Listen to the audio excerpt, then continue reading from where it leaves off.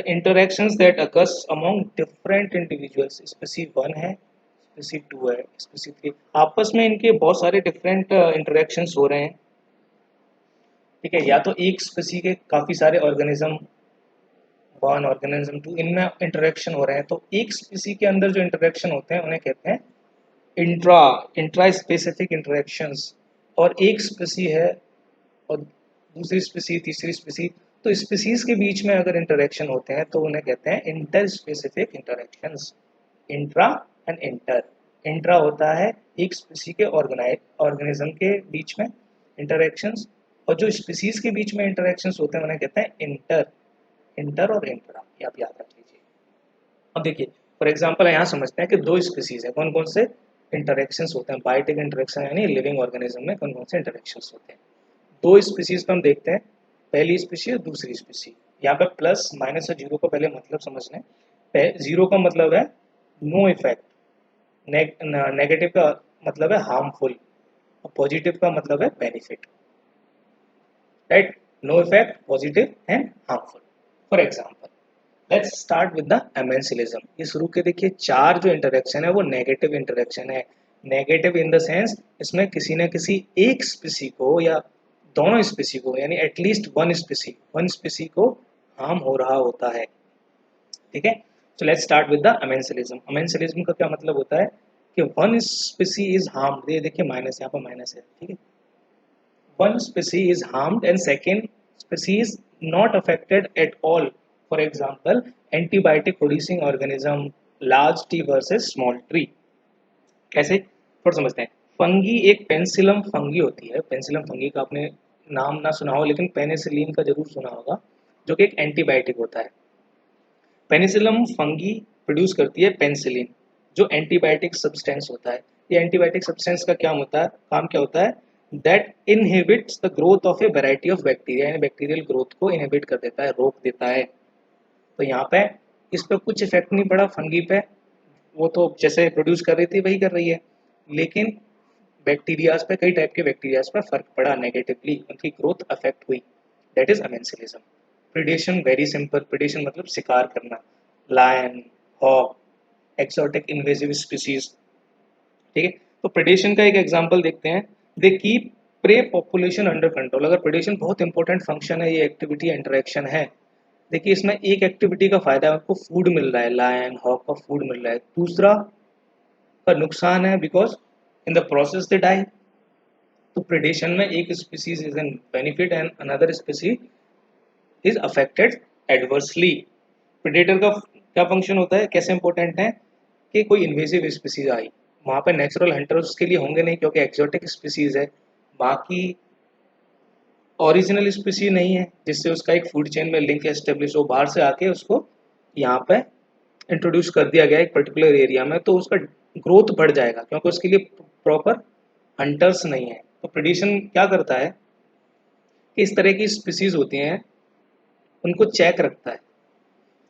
क्या होगा, प्रेडेटर्स क्या करेंगे, they will reduce the intensity of competition by way of hunting and the species diversity would be maintain. ऐसा नहीं होगा कि किसी एक स्पीसी का डोमिनेशन हो, वो सभी स्पीसीज को चेक में रखेंगे, जो बढ़ रहे होंगे उनको कंज्यूम कर लेंगे। ऐसे ही बहुत सारे एक चेन एस्टेब्लिश हो रही होंगी प्रेडेशन की, जैसे हमने देखा था कि प्राइमरी कंज्यूमर को कंज्यूम कौन करता है, सेकेंडरी कंज्यूमर, ऐसी कई चेन्स हैं। तो प्रेडेशन के थ्रू वे पॉपुलेशन पे चेक रखते हैं। ठीक है, लास्ट नेगेटिव इंटरेक्शन हमारा कंपटीशन। कंपटीशन में देखो दो स्पीसी के बीच में कंपटीशन होगा, they both will be affected. Can be inter specific competition हो सकता है या फिर इंट्रा स्पेसिफिक कंपटीशन हो सकता है। एग्जाम्पल, कोई सा भी एग्जाम्पल ले लो आप, जैसे cheetah and lion, they feed on let's say buffalo और डियर। अब दोनों का फूड सोर्स एक है तो आपस में compete करेंगे, जो ताकतवर होगा वो जीतेगा, लेकिन दोनों को ही अफेक्ट करेगा ना, इसको भी थोड़ा कम फूड मिलेगा, इसको भी कम मिलेगा, अगर हम एक डियर या बफेलो का पॉपुलेशन कांस्टेंट माने तो, राइट। तो यहाँ पे कंपटीशन दोनों स्पीसी को अफेक्ट करता है। Now let's move to the parasitism. Parasitism में वही होता है कि एक स्पीसी को बेनिफिट मिलता है, दूसरी स्पीसी को हार्म पहुंचता है। कैसे, एग्जाम्पल इसका है ह्यूमन पे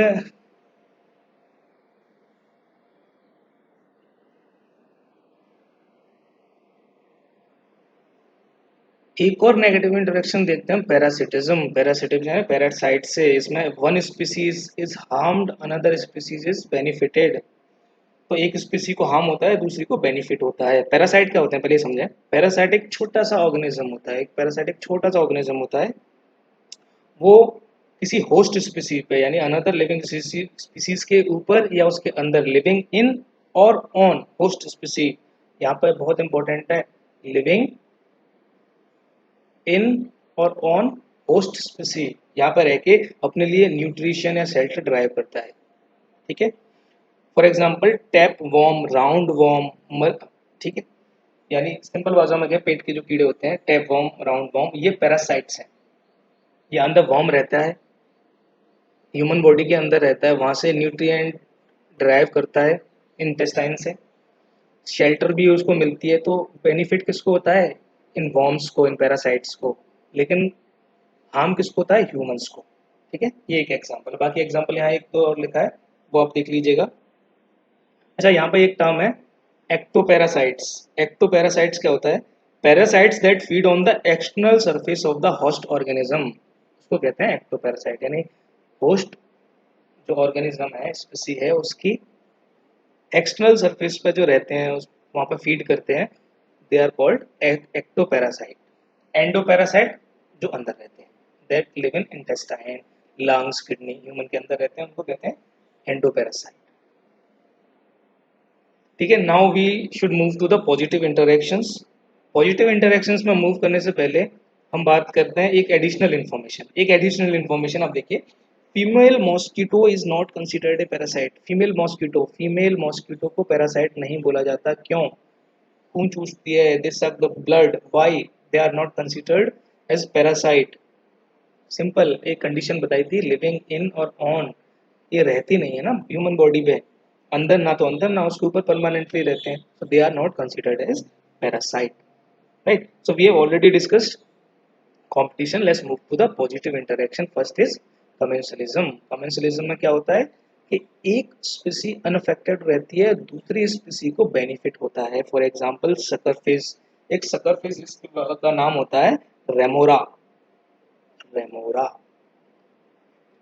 ये शार्क से स्टक कर जाती है, अटैच कर लेती है अपने आप को। कैसे कर लेती है, इसमें सकर होते हैं और उनकी हेल्प से ये शार्क पे अटैच हो जाती है। अब अटैच हो जाती है तो इसमें रेमोरा यानी जो सकर फिश है उसका क्या बेनिफिट है, बेनिफिट है कि उसको प्रोटेक्शन मिल जाती है, फ्री राइड मिल जाती है, एक जगह से दूसरी प्लेस पे जाने के लिए एक मीडियम मिल जाता है, यानी प्रोटेक्शन, फ्री राइड एंड मील। यानी शार्क जो भी मील कंज्यूम करती है, फूड कंज्यूम करती है, उसके left over would be consumed by sucker fish. That means suckerfish would get free ride as well as meal along with the shelter, place to live, यहाँ पर प्रोटेक्शन भी मिल जाता है। ठीक है, नेक्स्ट मूव करते हैं म्यूचुअलिज्म पे। एक एग्जांपल है epiphytes on trees. Epiphytes on trees एक बार देख लेना आप। एपीफाइट्स किनको बोलते हैं, एक बार हम बता देते हैं। एपीफाइट्स का मतलब है plants that live on the surface of other plant, जैसे कि फर्न, मोसेस, यानी वो प्लांट्स जो दूसरे ट्री पे डिपेंडेंट होते हैं, they live on the surface of other plants, right. Mutualism, let's move to the सबसे इंपॉर्टेंट इंटरेक्शन है म्यूचुअलिज्म। म्यूचुअलिज्म में क्या होता है, म्यूचुअलिज्म इंटरेक्शन में क्या होता है, दो स्पीसीज आपस में एक दूसरे से इस तरह से रिलेटेड होती हैं, इंटरेक्ट करती हैं, दोनों ही एक दूसरे पर डिपेंडेंट हों, दोनों को ही बेनिफिट मिल रहा हो। फॉर एग्जाम्पल लाइकन्स की आपने बात की थी, algae and fungi, algae and fungi. We already talked about the lichens in the last lecture। और यहाँ पर सबसे इम्पोर्टेंट एक म्यूचुअलिज्म का एग्जाम्पल है symbiosis. Symbiosis is a subset of mutualism. इसमें भी दोनों स्पीसी को बेनिफिट होता है एक दूसरे से, बट इसमें डिफरेंस क्या है कि इन दोनों स्पीसीज को अलग कर दें तो इनका सर्वाइवल बहुत मुश्किल हो जाता है। यानी इनके सर्वाइवल के लिए एक दूसरे पर डिपेंडेंट होना जरूरी है। डिपेंडेंसी अगर एक दूसरे पे है तभी वो सर्वाइव कर पाएंगी। ठीक है, फॉर एग्जांपल हम देखते हैं सिम्बायोसिस। सबसे इम्पोर्टेंट एग्जाम्पल, सबसे कॉमनली कोटेड एग्जाम्पल्स होते हैं कोरल रीफ्स के। कोरल रीफ्स, यहाँ पर सिम्बायोसिस किस किस में होती है कोरल रीफ में?